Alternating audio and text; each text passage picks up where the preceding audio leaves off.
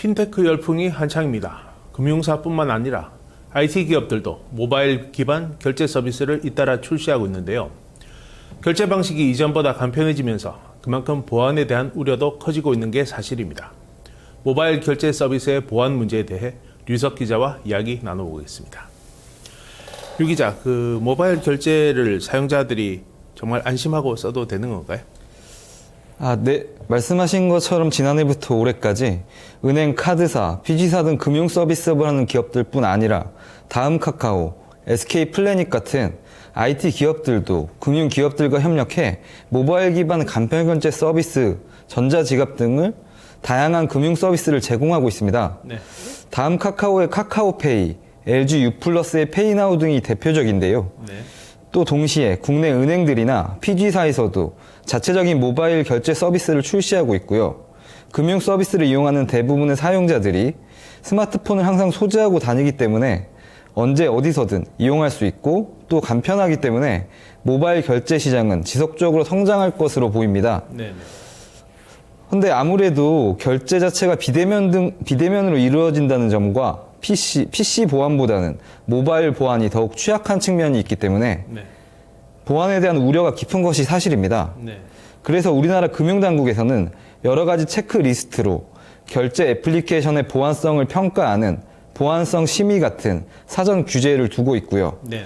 이를 통해 어느 정도 검증이 된 모바일 결제 서비스만 사용자들이 이용할 수 있도록 하고 있습니다. 예를 들어 탈옥이나 루팅된 스마트폰에서는 결제 앱 자체가 구동이 안 되도록 조치를 취한다든지 네.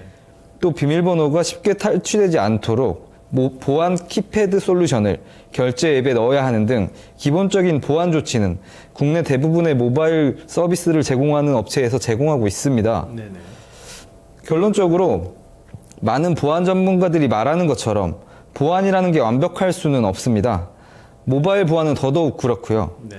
따라서 결제 서비스를 제공하는 기업들이 보안성을 높이는 노력도 굉장히 중요하겠지만 사용자들도 혹시 내 스마트폰에 악성 코드가 깔리지 않았는지 또 변조된 결제 앱을 사용하고 있지는 않는지 꼼꼼하게 확인하는 노력도 필요한 것 같습니다. 네.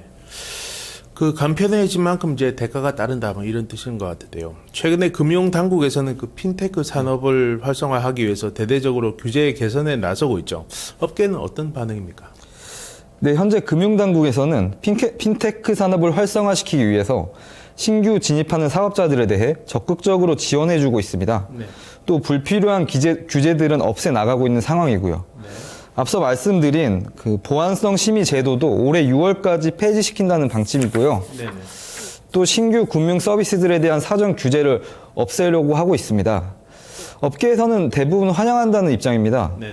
지금까지 신규 모바일 결제 스타트업들이나 비금융 기업들의 경우 사전 규제 때문에 혁신적인 서비스를 만들어도 실제로 시장에 내놓지 못하는 경우가 많았기 때문인데요. 네.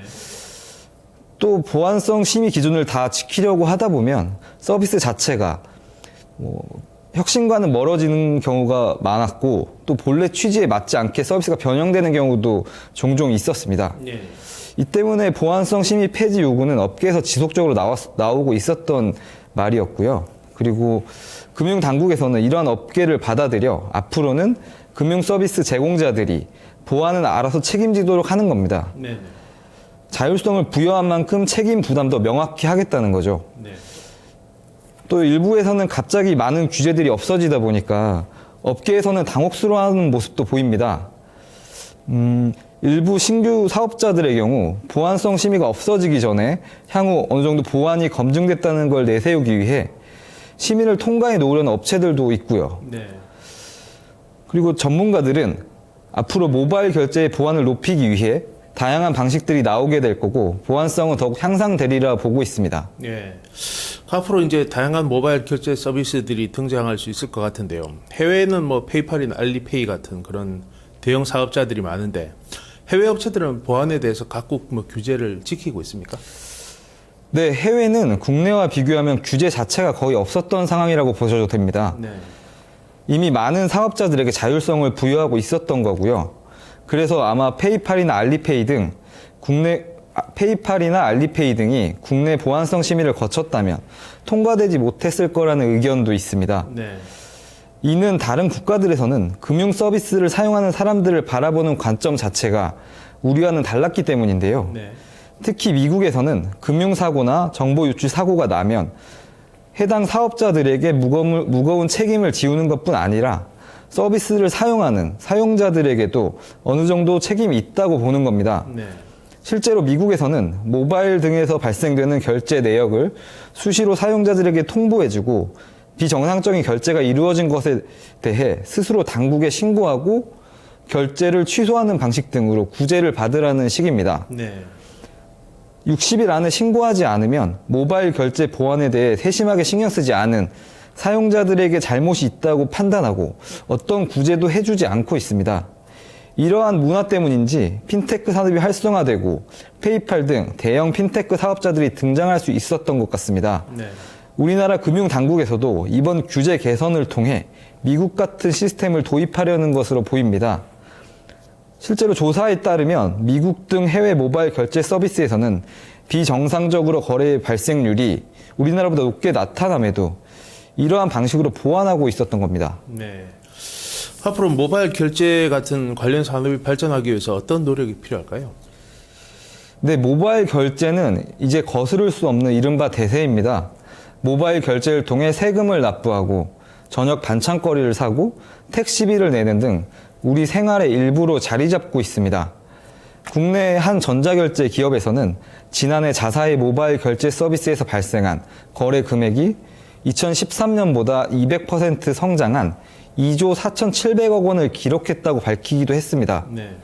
모바일 결제가 활성화되고 결제 방식이 더 간편해진 만큼 사용자들도 철저한 보안 의식을 확립하는 것이 필요합니다. 네. 또 사업자들도 모바일 결제에서 보안이 뚫리면 한 기업이 사라져버릴 수 있다는 마음가짐으로 보안성 확보 노력을 해 나가야 할 겁니다. 예, 그렇군요. 알겠습니다. 유석 기자 수고했습니다. 모바일 결제에서 보안과 더불어 중요한 것이 이용자의 편의성입니다. 우리나라는 액티브엑스 사례에서 보듯 그동안 보안 교제가 과도했습니다. 모바일 시장에서는 같은 과오를 되풀이하지 않아야겠습니다. 뉴스통을 마칩니다. 고맙습니다.